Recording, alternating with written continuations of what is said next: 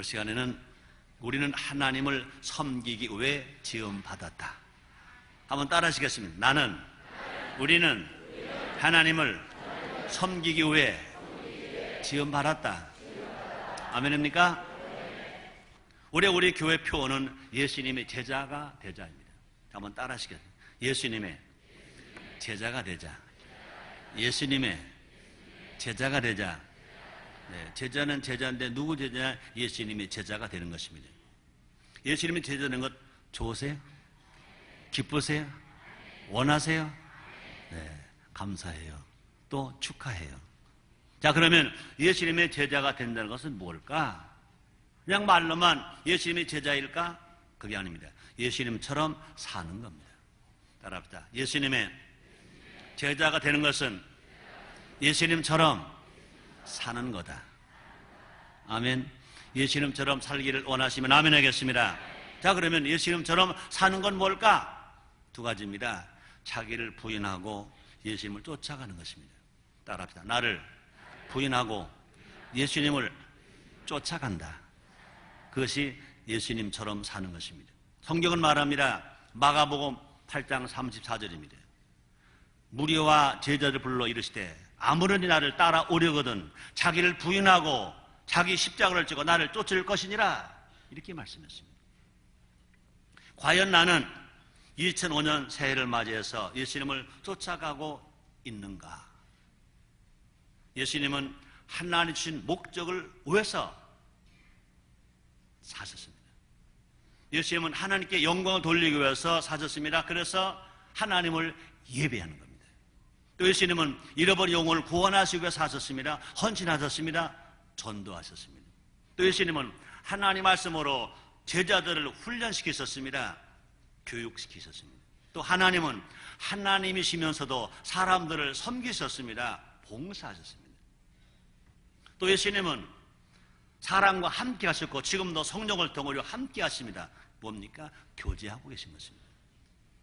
우리도 날 향하신 하나님 목적을 위해서 살아가는, 하나님이 기뻐하는, 예수님을 닮아가는 제자가 됩시다. 오늘 우리는 나를 향하신 하나님의 네 번째 목적을 발견하려고 하는 것입니다. 우리를 향하신 하나님의 목적 네 번째가 뭐냐? 하나님을 섬기기 위해 지음받았다는 겁니다. 따라합시다. 나는 하나님을 섬기기 위해 지음받았다. 그렇습니다. 성경에 말합니다. 에베소서 2장 10절 말씀이십니다. 우리는 그의 만드신 바라 그래도 예수 안에서 선한 일을 위하여 지으심을 바른 자니 이 일은 하나님이 전에 예비하사 우리를 그 가운데 행하게 하려 하심이니라. 그렇습니다. 이렇게 말합니다. 그래도 예수 안에서 선한 일을 위하여 지으심을 바른 자다. 그래도 예수 안에서 선한 일을 위하여 지으심을 받은 자다. 선한 일은 어떤 일입니까? 하나님이 원하시는 일, 하나님을 기쁘시게 하는 일, 주님의 이름으로 한 모든 일들, 눈에 보이지 않는 하나님을 어떻게 섬길 것입니다. 자, 우리가 하나님을 섬기기 위해서 우리가 지음 받았다 그러는데 눈에 보이지 않는 하나님 어떻게 섬겨야 할까? 주의 이름으로, 주의 사랑으로 다른 사람을 섬기는 것이 하나님을 섬기는 겁니다. 건강한 신앙은요, 하나님도 사랑하고 사람도 사랑하는 것입니다. 건강한 신앙은요, 관계가 좋은 것입니다. 그러므로 눈에 보이지 않는 하나님을 섬기는 것은 뭐냐? 주님의 이름으로, 주님의 사랑으로 다른 사람을 섬기는 것이 하나님을 섬기는 거다.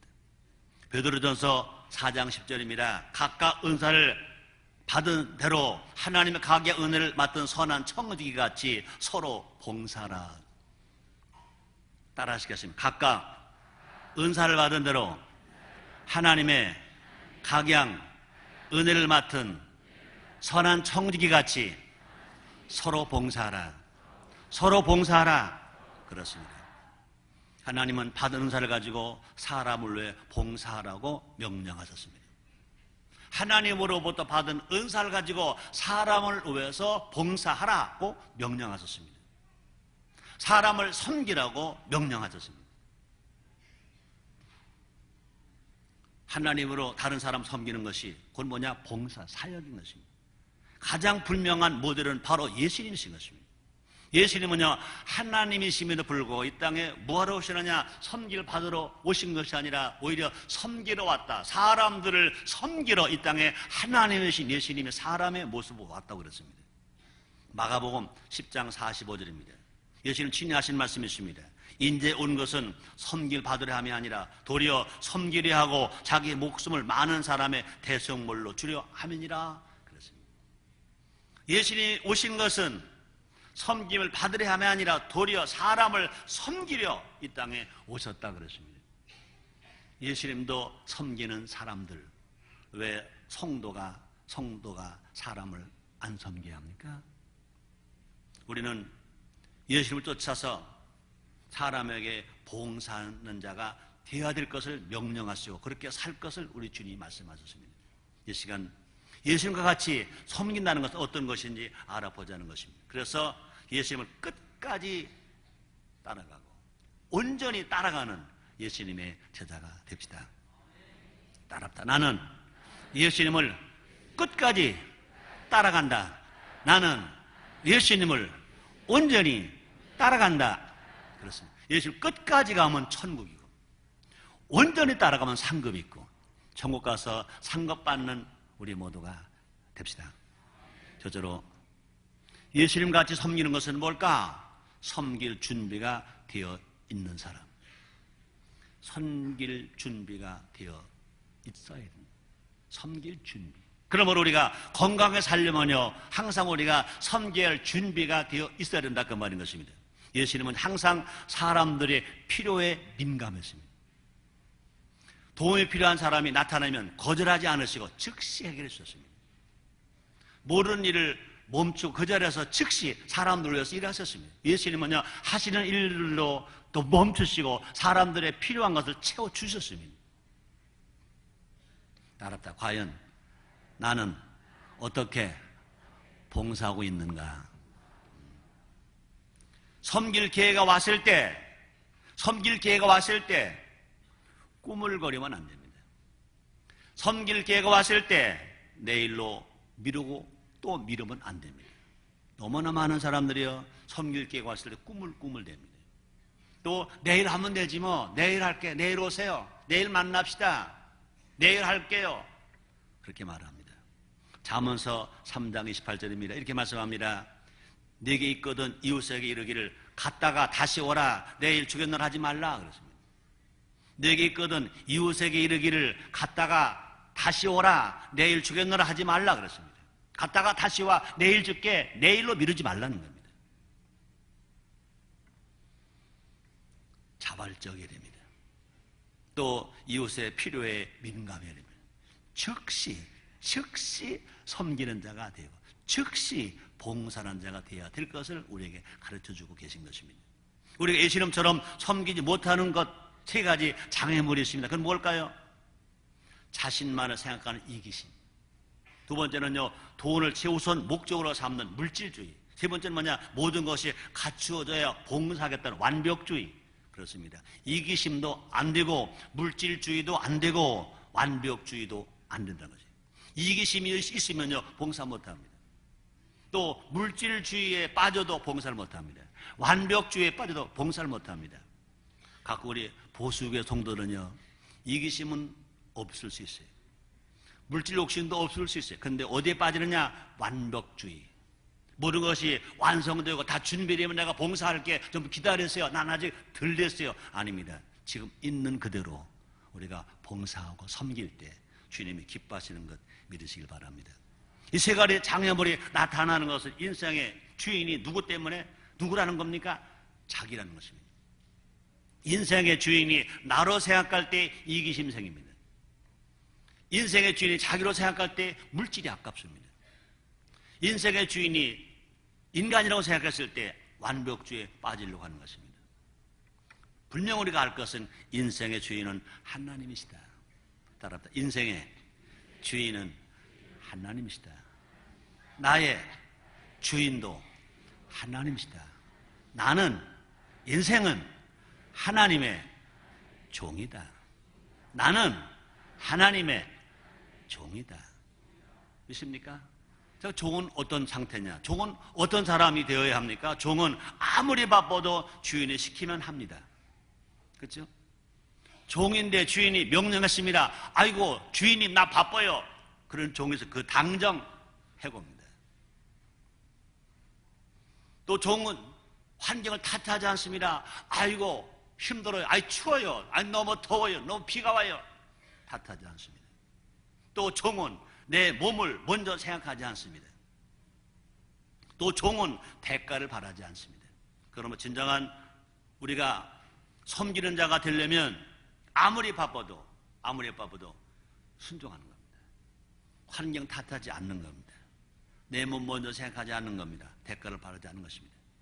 주님은 우리가 다른 사람을 섬기길 원하십니다. 우리 하나님은, 우리 주님은요, 하나님 앞에 예배만 드려라, 그게 아닙니다. 예배를 드리는 것 같이 다른 사람을 섬기길 원하십니다. 우리 하나님은요, 대신계명만 주신 것이 아니라 대인계명도 주셨습니다. 우리 하나님은요, 대신관계만 좋은 것이 아니라 대인관계가 좋길 원하시는 것입니다. 대인관계가 좋으려면 어떻게 합니까? 섬기는 자가 되어야 됩니다. 빌립보서 2장 4절입니다. 각각 자기 일을 돌볼 뿐더러 또한 각각 다른 사람 일을 돌아보아 나의 기쁨을 충만케 하라 그랬습니다. 한번 따라해 보시기 바랍니다. 각각 자기의 일을 돌아볼 뿐더러 또한 각각 다른 사람들의 일을 돌아보아 나의 기쁨을 충만케 하라. 아멘입니까? 우리 주님 뭘 원하시냐? 자기 일을 자기가 해서 돌볼 뿐만 아니라 다른 사람, 어려운 사람들을 돌보아 줘라. 그것이 내가 기뻐하는 일이라는 겁니다. 그러므로 따라합시다. 내일 내가 하고 어려운 사람 일 내가 해주자. 아멘. 그것이 뭐냐? 하나님의 기쁨을 충만케 한다는 것입니다. 그것이 뭐냐? 하나님 아버지를 기쁘게 한다는 것입니다. 그것이 뭐냐? 하나님 아버지께 영광과 찬양과 존귀를 돌리는 거다, 그 말인 것입니다. 우리 모두 섬길 기회가 오면 놓치지 말고 즉시 붙잡게 되시기를 주의 이름으로 축원합니다. 두 번째입니다. 예수님 같이 섬기는 것은 감사하며 섬기는 것이다. 따라합니다. 감사하며 섬기는 것이다. 여러분 감사해요? 감사해요? 요한복음 11장 41절입니다. 돌을 옮겨 놓으니 예수께서 눈을 들어 우러러 보시고 가라사대 아버지여 내 말을 들으신 것을 감사하나이다. 아버지여 내 말을 들으신 것을 감사하나이다. 감사기도 하신 후에 무덤을 향해서, 돌이 옮겨진 무덤을 향해서, 죽은 나사로가 묻혀진 무덤을 향해서 나사로야 나오라 명령하시니까 죽은 나사로가 살아서 나오게 된 것인 것입니다. 여러분 기적을 원하십니까? 응답을 원하십니까? 먼저 하나님 아버지께 감사하시길 주님으로 축원합니다.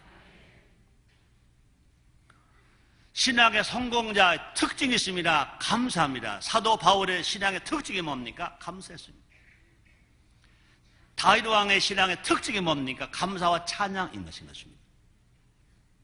예수님은 감사로 일을 시작하시고 감사로 사역을 마치셨습니다. 예수님은 좋을 때만 감사하신 것이 아니라 힘들 때도 감사하셨습니다. 어떤 환경, 어떤 역경 가운데도 감사하셨습니다. 그러므로 사도 바울을 통해서 주님이 하신 말씀이 있습니다. 범사에 감사하라. 이는 그 예수 안에서 너희를 향하신 하나님의 뜻이라. 왜 우리는 감사함으로 섬겨야 할까요? 하나님께서 예수 그를 통해 우리를 구원해 주셨기 때문에. 에베소서 5장 20절입니다. 범사에 우리 주 예수 그의 이름으로 항상 아버지 하나님께 감사하며 그렇습니다. 그리고 우리는요 예수님 때문에 감사할 수 있습니다. 예수님 나의 구세주, 예수 나의 기쁨, 예수 나의 치료, 예수 나의 축복. 이 사실을 잘 알면서도 왜 우리는 감사하지 못할까? 첫째, 비교하고 비판하기 때문에. 내가 비교하고 비판하는 사람도 하나님의 사람, 하나님의 사랑받는 사람임을 우리는 알아야 할 것입니다. 종의 자세는 함께 합력하여 하나님의 뜻을 이루는 것입니다. 두 번째, 왜 감사 못할까? 나의 잘못된 동기 때문인 것입니다. 하나님께 어떤 대가를 받으려고 하는 잘못된 동기, 사람들의 칭찬과 존경을 받으려는 잘못된 동기. 여러분, 분명한 것은 경쟁자가 있는 이 세상에서는요, 선한 일을 했다고 박수 칠 사람 없습니다. 아기 때는, 경쟁자가 없을 때는요, 뭐든지 박수 받아요. 잠만 잘 자도 야 착하다, 똥만 잘 자도 야 예쁜 놈, 그래요. 젖만 잘 먹어도 이놈 착한 놈, 그래요. 경쟁자가 없을 때는. 근데요, 벌써 그놈이 커서 2살 되고 3살 되면 그 다음에 또 애기 하나 나옵니다. 경쟁자가 생깁니다. 그것도 핥히고 찔러보고 눌러보고 그럽니다. 더더군다나 이제 학교 가서 공부하기 시작하면 이제 경쟁자가 생깁니다. 공부 잘한다고 박수 쳐줄까? 선한 일 말하는 박수를 쳐줄까? 그렇지 않습니다. 공중 권세적 원수 마귀가 사탄입니다. 시기하고 질투하게 합니다. 그리고 우리는요, 봉사하다가 나는 칭찬받겨서 봉사한다, 하나님께 대가를 받으려고 봉사한다, 그럴 때는요, 감사가 나오지 못하는 겁니다. 마태복음 6장 1절입니다. 사람에게 보이려고 그들 앞에서 너희 의를 행치 않도록 주의하라. 그렇지 않으면 하늘에 계신 너희 아버지께 상을 얻지 못하느니라. 그랬어요. 그러므로 여러분, 칭찬받으려고 생각하지 마세요. 박수 받으려고 생각하지 마세요. 누가 하시느냐? 하나님 다 아십니다. 상은 어디서 받는 거냐? 멸록은 어디서 받는 거냐? 하나님 앞에서 받는 것 믿으시길 바랍니다. 그러므로 잘못된 동기로 섬기면 감사가 없습니다. 하나님 목적에 이끌려 섬겨야 진실된 감사가 있다. 그럼 우리는요, 나를 향하신, 우리를 향하신 하나님의 목적을 발견하는 이 얼마나 중요하냐. 그 목적이 발견되면 그 감사가 기쁨이 있고, 감사가 찬양이 있고, 그 봉사 속에 그냥 감사가 막 숨어서 터져 나오는 것입니다. 우리 모두 감사함으로 하나님과 사람을 사랑합시다. 감사함으로 하나님을 섬깁시다. 감사함으로 사람을 섬깁시다. 감사함으로 사람을 사랑합시다. 또뿐 아닙니다. 감사함으로 하나님의 집 교회를, 감사함으로 하나님 몸인 교회를 섬기는, 헌신하는 우리 모두가 됩시다. 세 번째입니다. 충실하게 섬기는 것입니다. 예수님과 같이 섬기는 것은 뭐냐? 충실하게 섬기는 것. 형식적인 것이 아닙니다. 충실하게 섬기는 겁니다. 충실하다 말은 뭡니까? 충직하고 성실하다. 충직하고 성실하다. 이것이 뭐냐? 충실한 것입니다. 우리는요, 예수님처럼 충실하게 섬겨야 됩니다. 요한복음 17장 4절입니다. 아버지께서 내게 하라고 주신 일을 내가 이루어 아버지를 이 세상에서 영화롭게 하셨사오니. 그랬어요. 아버지께서 내게 하라고 주신 일을 내가 이루어 아버지를 이 세상에서 영화롭게 하셨사오니. 그랬어요. 예수님은 마지막 십자가에서 어떻게 하셨습니까? 내가 다 이루었다. 그 말이 뭡니까? 우리 하나님 아버지가 내게 하라고 명령하신 일을 내가 다 이루어 드렸다.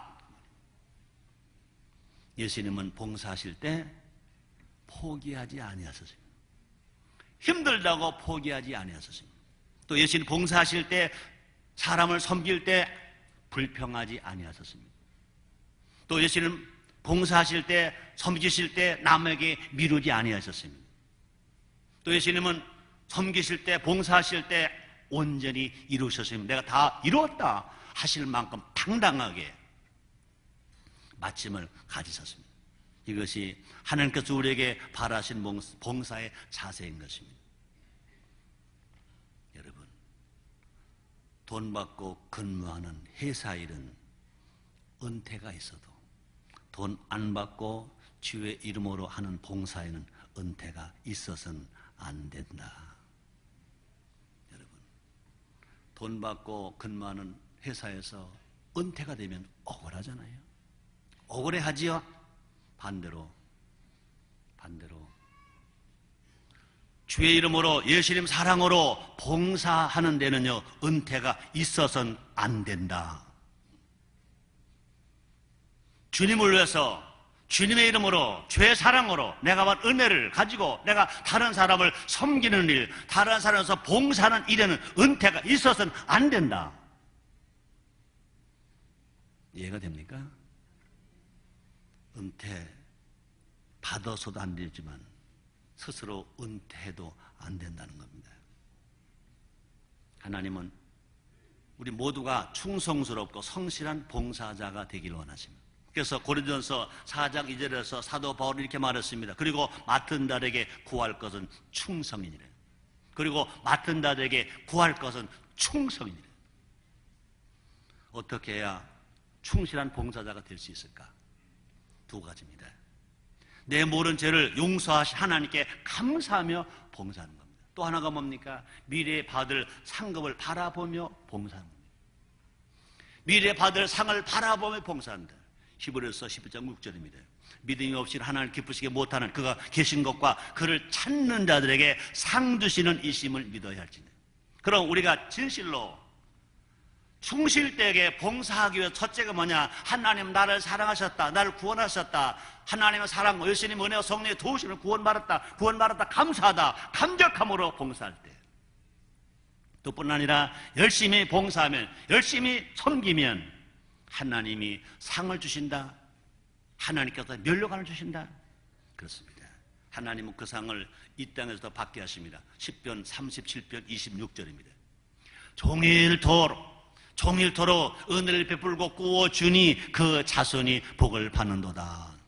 종일토록 은혜를 베풀고 꾸어주니 그 자손이 복을 받는도다.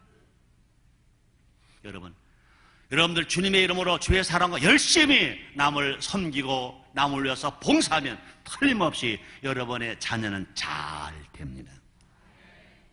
그뿐이 아닙니다. 고린도전서 15장 58절에 보니까 그러므로 내 사랑하는 형제들아 견고하여 흔들리지 말며 항상 주의 일에 더욱 힘쓰는 자들이 되라.